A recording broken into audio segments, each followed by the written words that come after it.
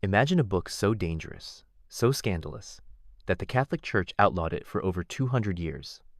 A book that dared to challenge the very foundations of power, morality, and faith. Welcome to the dark and daring world of Niccolò Machiavelli's The Prince. Born in the fiery heart of the Renaissance, this 1,513 masterpiece shook the world when it was published in 1532. But was it really a guide to ruthless tyranny, or a mirror held up to the gritty truth of politics? Why did the Church fear it so much that they banned it? Today, we're peeling back the layers of this mystery to uncover the truth, and trust me, it's not what you think. Picture Machiavelli, a disgraced diplomat in exile, scribbling ideas that would make kings tremble and priests recoil. The prince didn't just challenge the Church's vision of a godly ruler, it dared to say power thrives on cunning, not virtue. But was Machiavelli a villain, or just brutally honest? Could the Church's ban reveal more about their own fears than his words? Join us as we dive into the Renaissance's political intrigues, the Church's iron grip, and the legacy of a book that still sparks debate. Will you side with Machiavelli's realism or the Church's ideals? We need you to keep these stories alive. Hit that subscribe button to help us create more gripping content like this. Click the bell icon so you never miss an episode. Trust me, you won't want to. Drop a comment below. What do you think of Machiavelli's ideas, and which country are you watching from? Let's spark a global debate. Stick with us to uncover why The Prince was banned, who defied the Church to read it, and why it still haunts us today. Let's dive in. Chapter 1. Who was Niccolò Machiavelli? A Florentine in a fractured world. In the vibrant heart of Renaissance Florence, where art flourished amid political turmoil, Niccolò Machiavelli was born in 1469 to a modest family of scholars and minor nobles. The city, a beacon of intellectual energy, simmered with rivalries among Italian city-states and foreign powers. Machiavelli, with his razor-sharp wit and keen eye for human nature, would emerge as one of history's most enduring political thinkers, his name forever linked to cunning and pragmatism. Yet, far from the sinister figure of popular imagination, Machiavelli was a man shaped by the chaos of his time, a diplomat, historian, and philosopher driven to unravel the mechanics of power. Steeped in classical texts, Machiavelli drew inspiration from Roman historians like Livy and orators like Cicero. At 29, in 1498, his intellect and rhetorical skill landed him a role in the Florentine Republic's second chancery, thrusting him into the gritty world of diplomacy. Florence, a fragile republic in a sea of monarchies, demanded sharp negotiators. Machiavelli crisscrossed Italy and Europe, facing cunning princes, ruthless mercenaries, and scheming popes. His encounters with figures like Cesare Borgia, the ambitious son of Pope Alexander VI, left a lasting impression, revealing power's raw, unyielding nature. These experiences forged Machiavelli's worldview. Politics was no place for ideals, but a battlefield of calculated moves. The fall, exile, and the birth of the prince. The year 1512 brought catastrophe.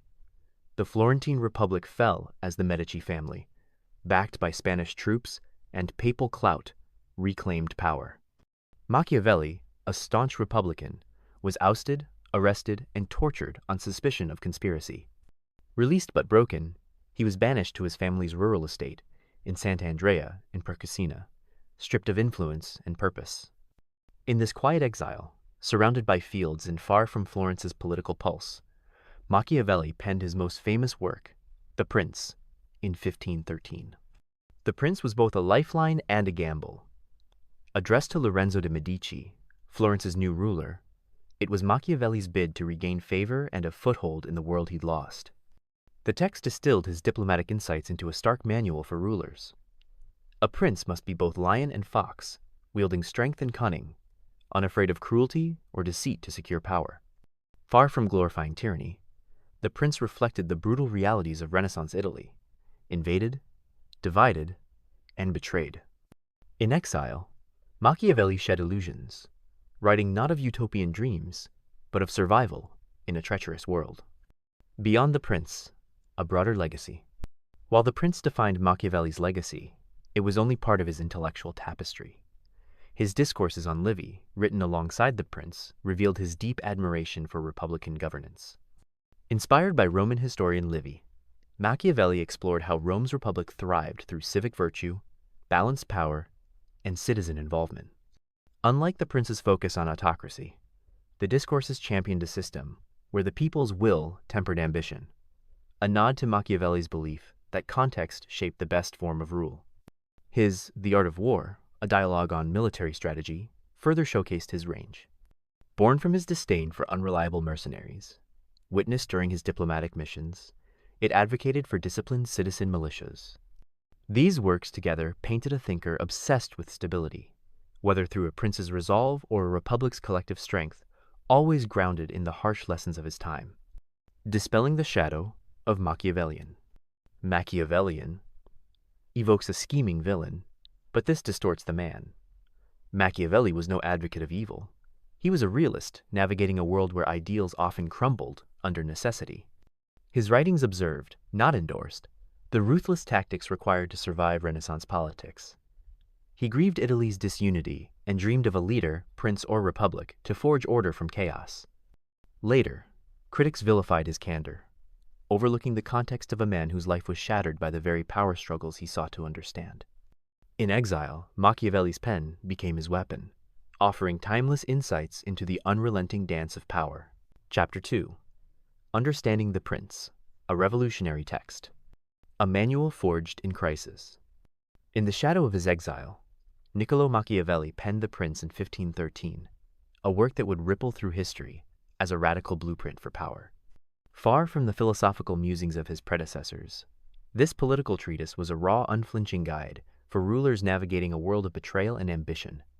Written in a mere 6 months on his rural estate, The Prince distilled Machiavelli's years as a Florentine diplomat into a compact manual, advising princes, new or embattled, on how to seize and hold power. Its stark prose and bold ideas shocked readers then and now, cementing Machiavelli's reputation as a provocative thinker. But beneath its surface lies a deeper intent, to confront the brutal realities of governance in a fractured Italy. The Prince was not a call for tyranny, but a mirror reflecting the chaos of Renaissance politics. Italy, divided into warring city-states and vulnerable to foreign invasions, was a land where ideals often crumbled under the weight of necessity. Machiavelli's treatise offered no utopian visions. Instead, it provided a toolkit for survival, urging rulers to master the art of power in a world where trust was a luxury and betrayal a constant. Realism and the divorce of politics from morality. At the heart of The Prince lies a revolutionary idea. Politics must be separated from morality. Machiavelli rejected the idealistic notion that rulers should govern solely by virtue or divine right. Instead, he embraced realism, arguing that effective leadership demanded pragmatism over piety. To rule was to navigate a landscape of human flaws, greed, fear, ambition, where ethical purity often led to ruin. A man who wishes to profess goodness at all times, Machiavelli warned, will come to ruin among so many who are not good. This pragmatism permeates the text's key themes. Machiavelli urged rulers to prioritize stability, the foundation of a strong state, over moral posturing. Whether through fear or loyalty, a prince must secure his rule, even if it meant breaking promises or wielding cruelty. His advice was grounded in observation, not ideology. A ruler's success hinged on adapting to circumstances, not chasing ideals. This stark departure from the moral frameworks of medieval thought made The Prince both groundbreaking and scandalous, a text that dared to speak the unspeakable truths of power. Virtue and Fortuna, the dance of power. Central to Machiavelli's philosophy are two intertwined concepts, virtue and fortuna. Virtue is not mere virtue, but a dynamic blend of strength, cunning, and adaptability, a ruler's ability to bend circumstances to his will. A prince with virtue is bold yet calculated, decisive yet flexible, like a fox evading traps or a lion crushing foes. Machiavelli admired leaders like Cesare Borgia, whose ruthless ambition and strategic brilliance exemplified this quality, even if his ultimate failure revealed its limits. Fortuna, or fortune, is the unpredictable force of chance that can elevate or destroy a ruler. Machiavelli likened it to a raging river, capable of flooding a state unless tamed by foresight and preparation. A prince with virtue could not defy Fortuna entirely, but he could build dams against her floods through strong alliances, loyal armies, or clever diplomacy. This interplay fascinated Machiavelli. Power was a dance between a ruler's skill and the whims of fate, demanding constant vigilance and ingenuity. The controversial edge. Deception and ruthlessness. The Prince shocked readers with its blunt advice. To survive, a ruler must be willing to deceive, manipulate, and, when necessary, be ruthless. Machiavelli argued that fear was more reliable than love, for men are less hesitant to offend one who makes himself loved than one who makes himself feared. A prince might break treaties, feign piety, or eliminate rivals if it secured his state. Cruelty, used sparingly and strategically, could prevent greater chaos, a calculated act to deter rebellion or invasion. This advice sparked outrage, branding Machiavelli as a cynic who glorified immorality. Yet he saw these tactics not as ends, but as means to stability in a treacherous world.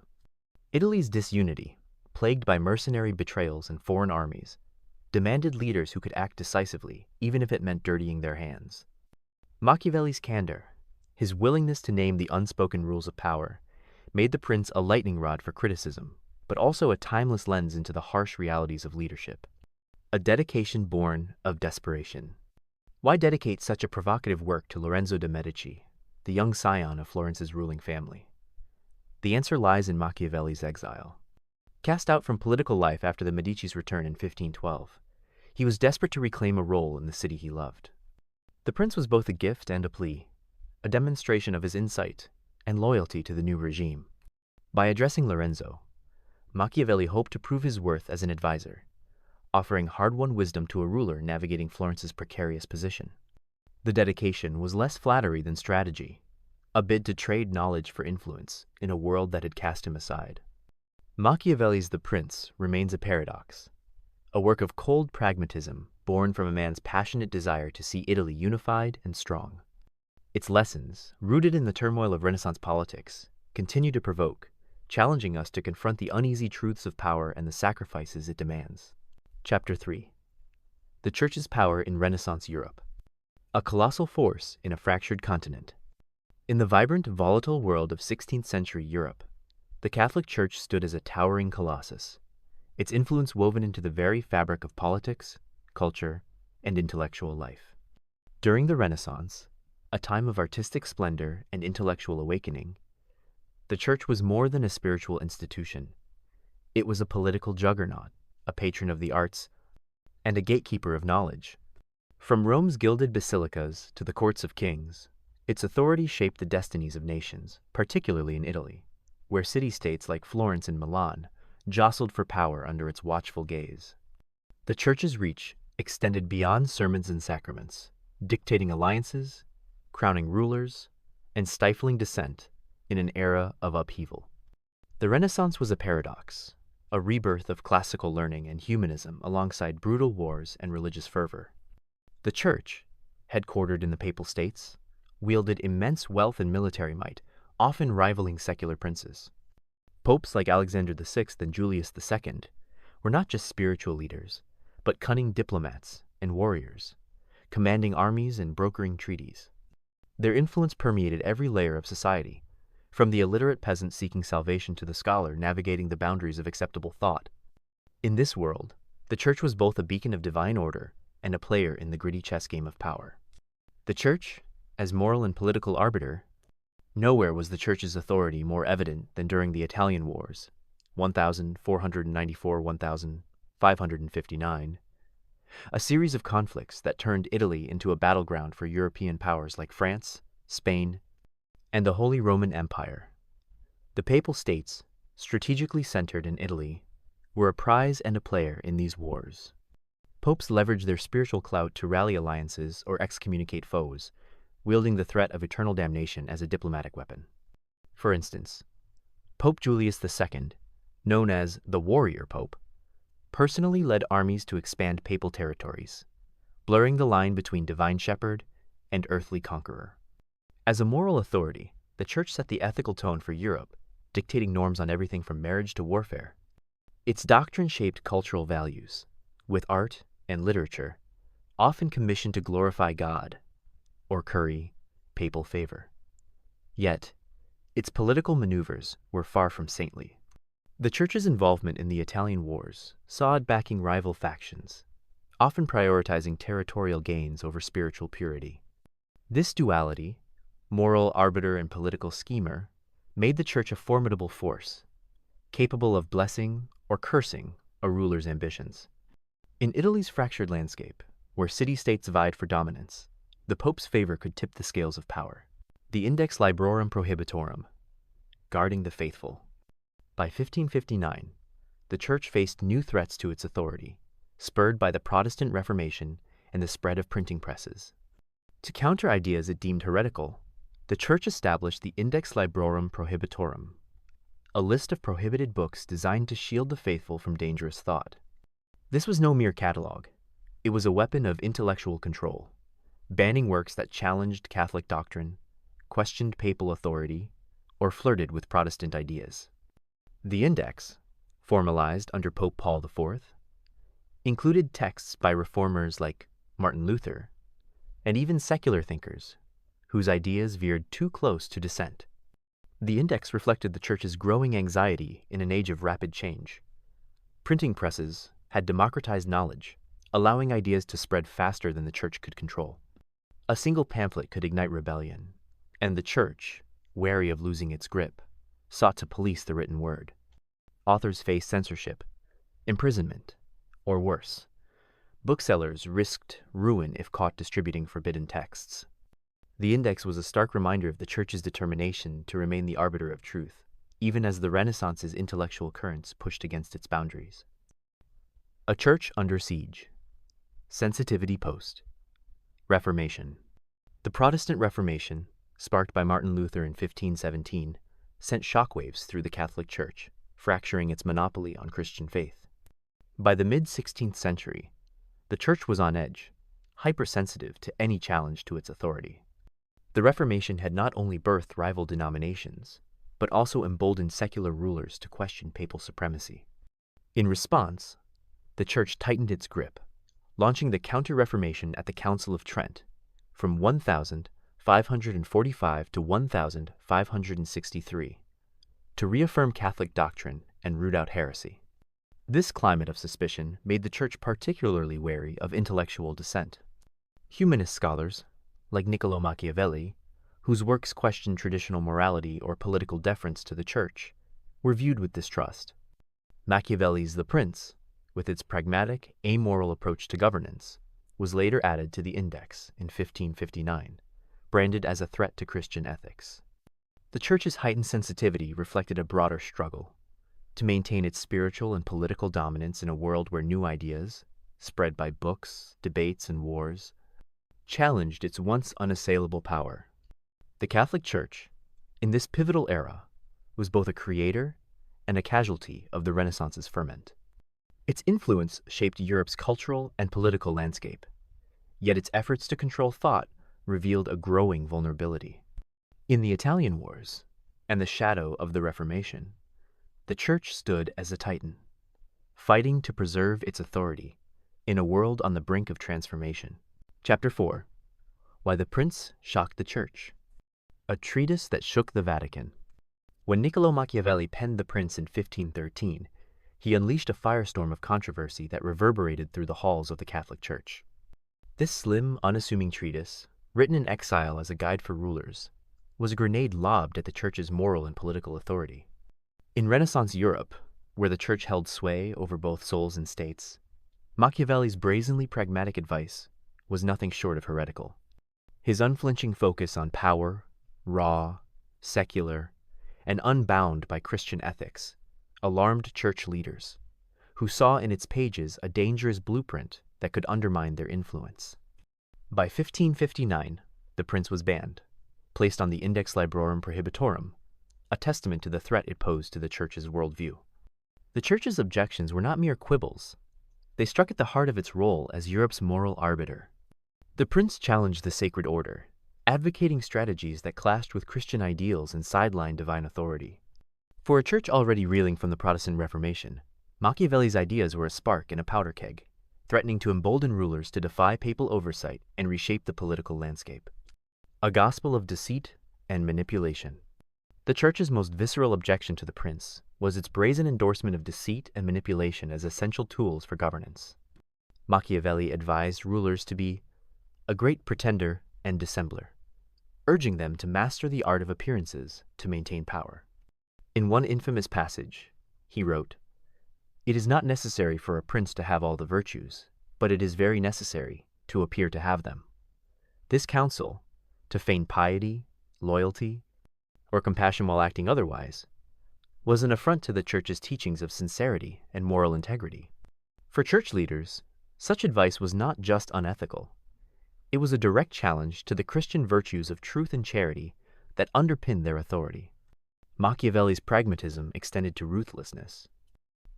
He argued that a ruler might need to break promises or eliminate rivals to secure stability, famously noting that it is much safer to be feared than loved if one must choose. These ideas horrified the Church, which preached humility and forgiveness as divine mandates. To endorse deception and calculated cruelty was to reject the moral framework that justified the Church's role as Europe's spiritual guide. In a world where popes crowned kings and excommunicated dissenters, Machiavelli's playbook threatened to arm rulers with the audacity to act beyond the Church's reach. A rejection of Christian virtues. At the core of the Church's outrage was Machiavelli's apparent dismissal of Christian virtues like charity, humility, and justice. Where the Church taught that rulers should govern with divine righteousness, the prince offered a secular vision of leadership driven by results, not morality. Machiavelli did not outright reject virtue, but redefined it as virtue, a ruler's strength, cunning, and adaptability, stripped of Christian connotations. This redefinition was scandalous, as it prioritized earthly success over spiritual salvation. One passage that particularly alarmed church leaders was Machiavelli's advice on cruelty. A prince must not mind incurring the charge of cruelty for the purpose of keeping his subjects united and faithful. He argued that well-timed acts of severity could prevent greater chaos, a stark contrast to the Church's emphasis on mercy and justice. For a clergy steeped in the Sermon on the Mount, such counsel was anathema, suggesting that temporal power could trump divine law. The Church feared that rulers, inspired by Machiavelli, might forsake Christian ethics entirely, governing with a cold calculus that left no room for God's will. A secular vision of power. Perhaps the most subversive element of the prince was its secular view of power, which sidelined divine authority. In Renaissance Europe, the Church positioned itself as the ultimate arbiter of legitimacy, with popes claiming to rule by God's mandate. Machiavelli, however, treated power as a human construct, governed by strategy and circumstance, not divine providence. He barely mentioned God in the prince, focusing instead on fortuna, chance, and human agency as the forces shaping a ruler's fate. This secular lens was a direct challenge to the Church's worldview, which held that all authority flowed from divine will. Church leaders were particularly troubled by passages where Machiavelli advised rulers to manipulate religion for political gain. He suggested that a prince should appear to be religious to win the loyalty of the masses, treating faith as a tool rather than a sacred duty. This instrumental view of religion was blasphemous to a church that saw itself as the guardian of eternal truth. By reducing piety to a political tactic, Machiavelli threatened to erode the church's spiritual monopoly, empowering rulers to wield religion as a weapon rather than bow to its authority. A threat to papal oversight. The church's fear of the prince went beyond its content to its potential to inspire rebellion against papal influence. In the wake of the Protestant Reformation, which had fractured Christendom, the church was hypersensitive to ideas that could further weaken its grip. Machiavelli's treatise, with its call for rulers to prioritize statecraft over morality, raised the specter of princes defying papal decrees or excommunications. A ruler armed with the prince might ignore the church's moral oversight, forging alliances or waging wars without seeking papal approval. This fear was not unfounded. Italy's city-states, caught in the Italian wars, were already hotbeds of political maneuvering, with rulers like Cesare Borgia, whom Machiavelli admired, acting with ruthless autonomy. The church worried that the prince could become a manifesto for such figures, encouraging them to place their ambitions above the church's dictates. By offering a roadmap to power free of divine constraints, Machiavelli's work threatened to shift the balance of authority, making rulers answerable to their own strategies rather than to Rome. The prince was a lightning bolt in the church's ordered universe, its ideas clashing with the sacred principles that upheld papal dominance. Its provocative passages and secular ethos challenged the church to confront a new reality, one where power, not piety, could dictate the course of history. Chapter 5. The Ban, Machiavelli on the Index. A forbidden text in a suspicious age.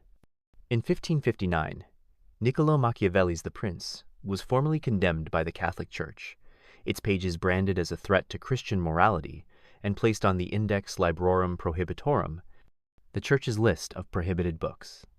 Written nearly half a century earlier, this slim treatise on power, with its unapologetic pragmatism and secular vision, had simmered in the shadows, stirring unease among Europe's religious elite. The ban was no mere bureaucratic act. It was a desperate attempt to smother ideas that challenged the Church's spiritual and political dominance.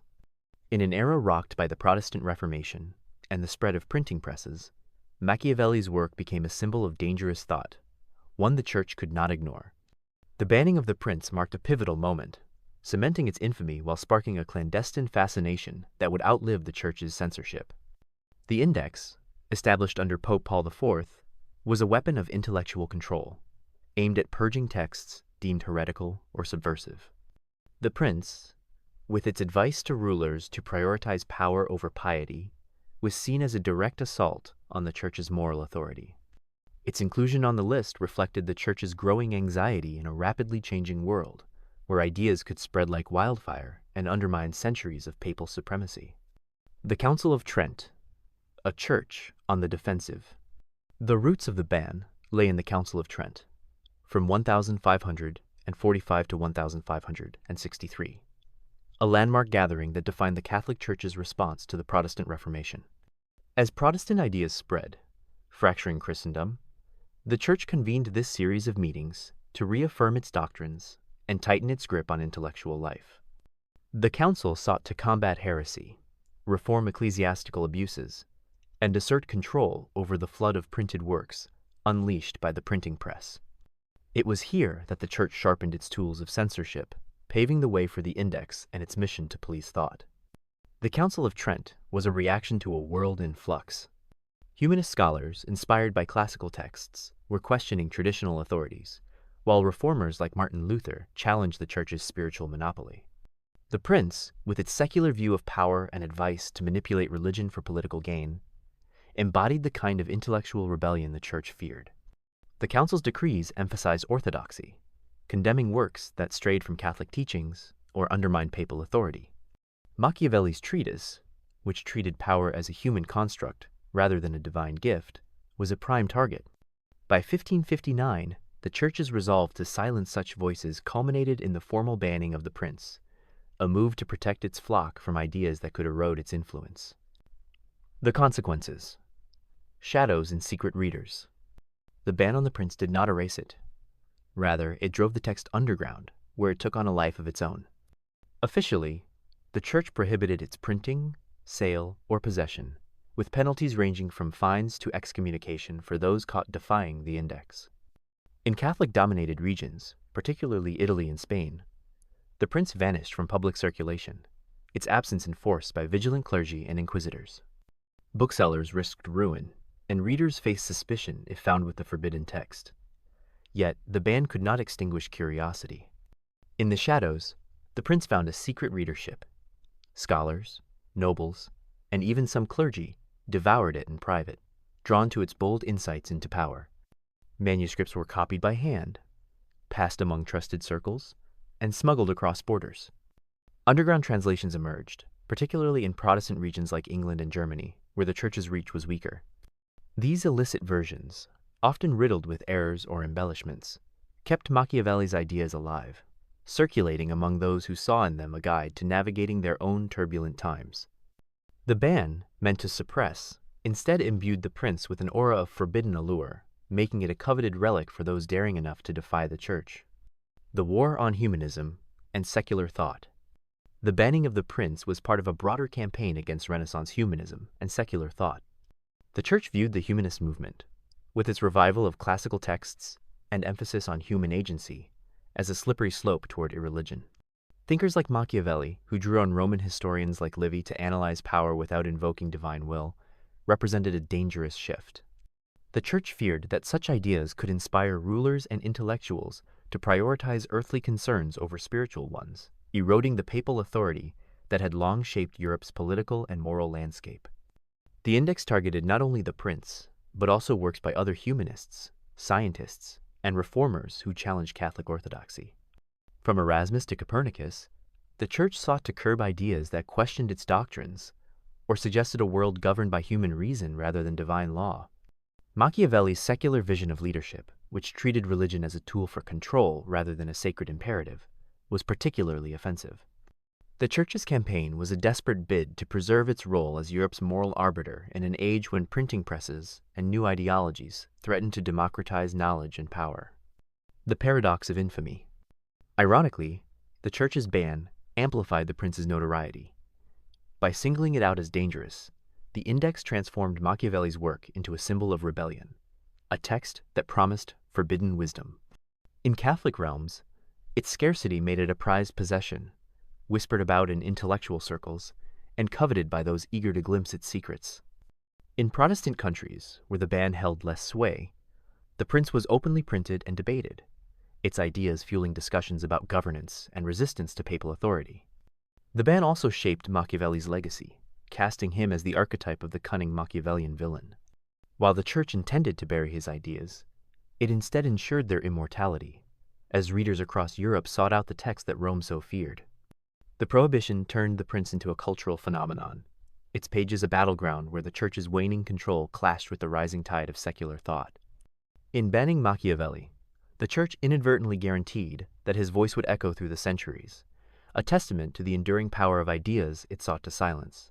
Chapter 6. Political Fallout. How Rulers and Thinkers Reacted. A Forbidden Guide in Royal Hands. Niccolò Machiavelli's The Prince, banned by the Catholic Church in 1559, was meant to be buried, its dangerous ideas locked away from impressionable minds. Yet, in the courts of Europe, the forbidden text found eager readers among rulers navigating treacherous political waters. Despite its condemnation, The Prince became a whispered manual for power, its pragmatic wisdom secretly admired and applied by monarchs and statesmen.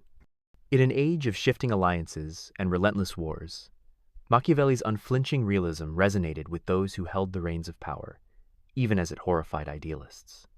The book's influence rippled through Renaissance Europe, shaping statecraft and sparking debates that would define political thought for centuries.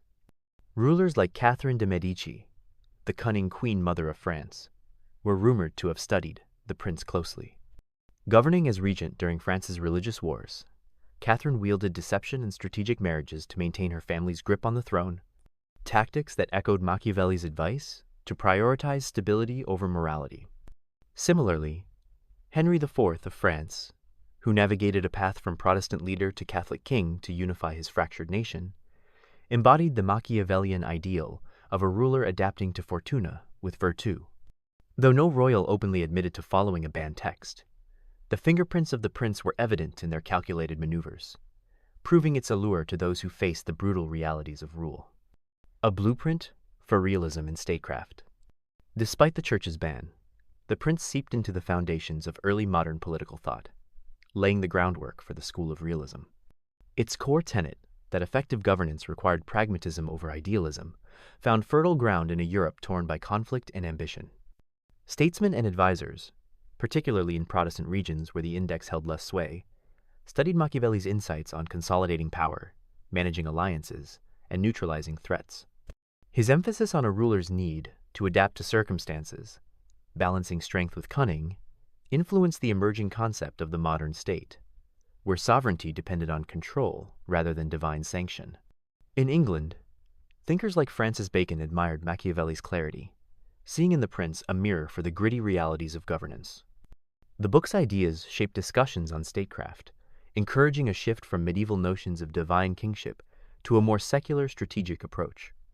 Even in Catholic realms, where the book was forbidden, clandestine translations and manuscripts circulated among elites, ensuring its influence endured. Machiavelli's realism, with its focus on human nature and power dynamics, became a quiet undercurrent in the evolution of political strategy, inspiring leaders to prioritize stability and security over moral absolutes. The Idealists' Rebuke, Erasmus, and more. Not all thinkers welcomed Machiavelli's ideas. Contemporary intellectuals like Desiderius Erasmus and Thomas More, champions of humanist ideals, recoiled at the prince's immoral tone. Erasmus, a Dutch scholar and advocate for Christian reform, believed rulers should govern with wisdom, piety, and compassion, guided by the Church's moral framework. In his Education of a Christian Prince, 1516, he offered a counterpoint to Machiavelli, urging rulers to embody virtue and seek peace over conquest. For Erasmus, the prince's endorsement of deceit and ruthlessness was a betrayal of the humanistic dream of a just society, a dangerous deviation from the path of Christian righteousness.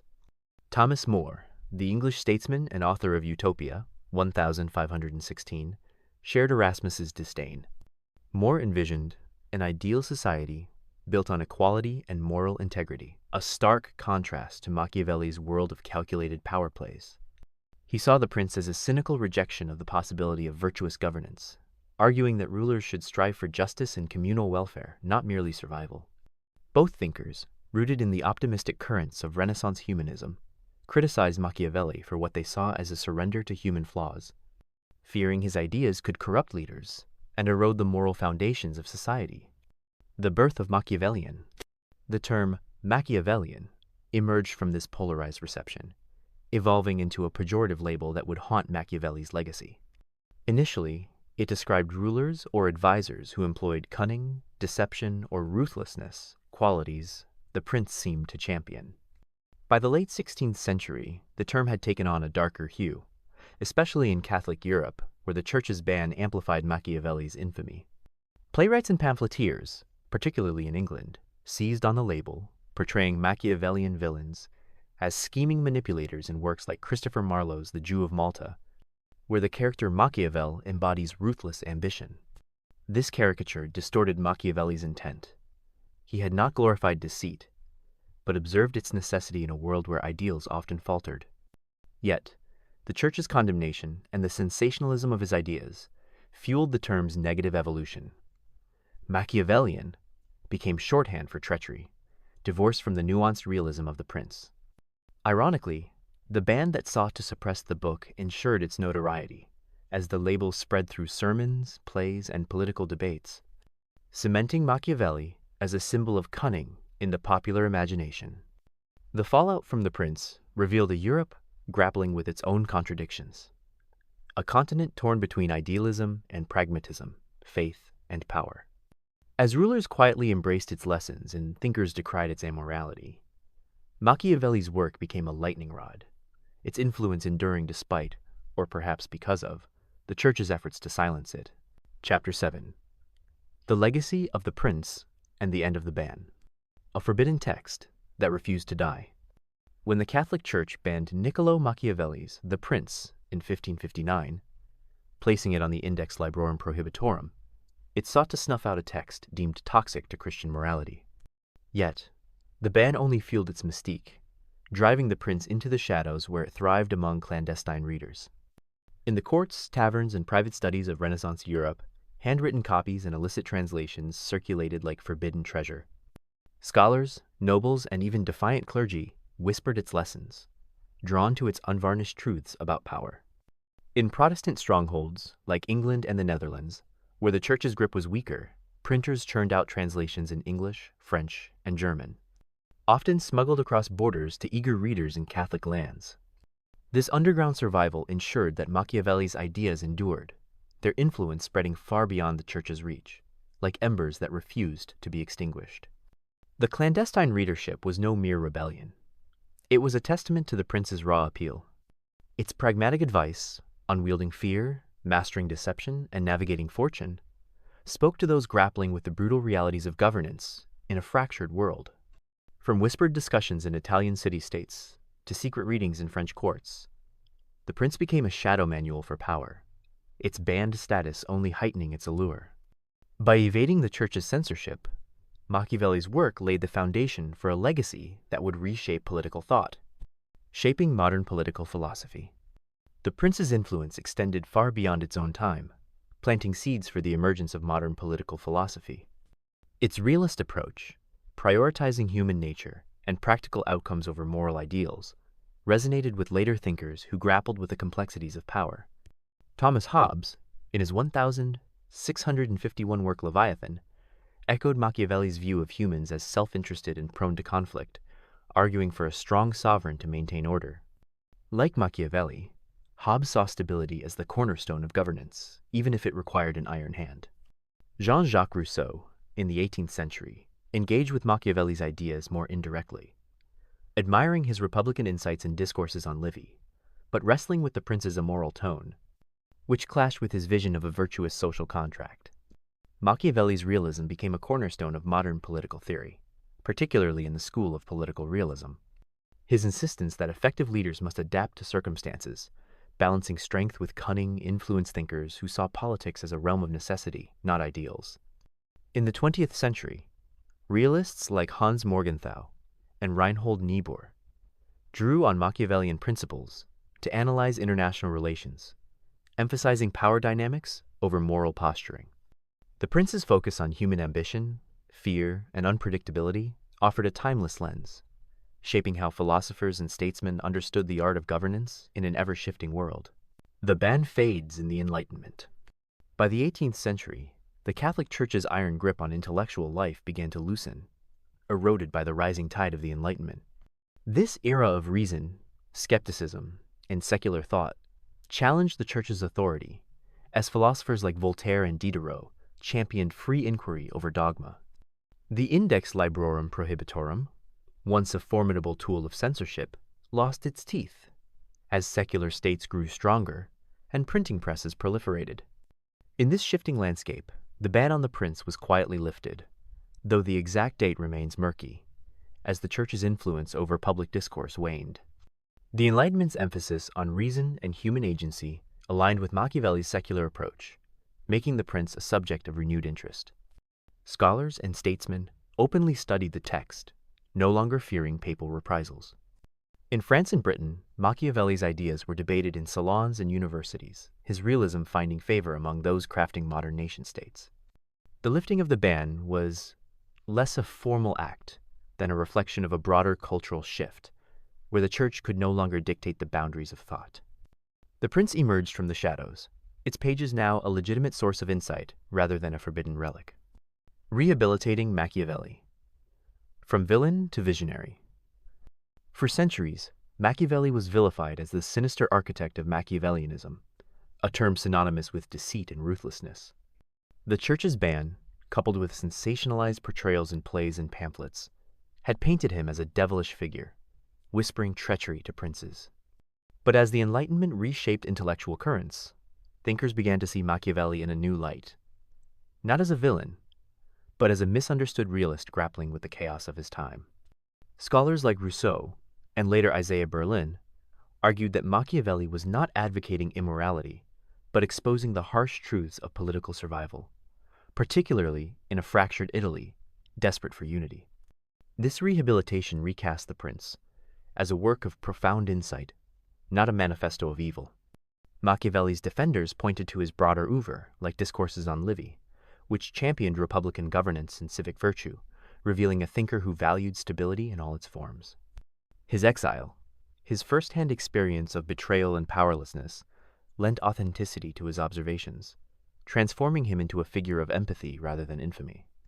By the 18th and 19th centuries, Machiavelli was increasingly seen as a pioneer of political science, a man who dared to dissect power with surgical precision, unclouded by the moralism of his era. A timeless mirror for politics and ethics. Today, the prince remains strikingly relevant, its lessons reverberating in the halls of modern politics, leadership, and ethical debates. Politicians and strategists still draw on its insights, consciously or not, when navigating crises or consolidating power.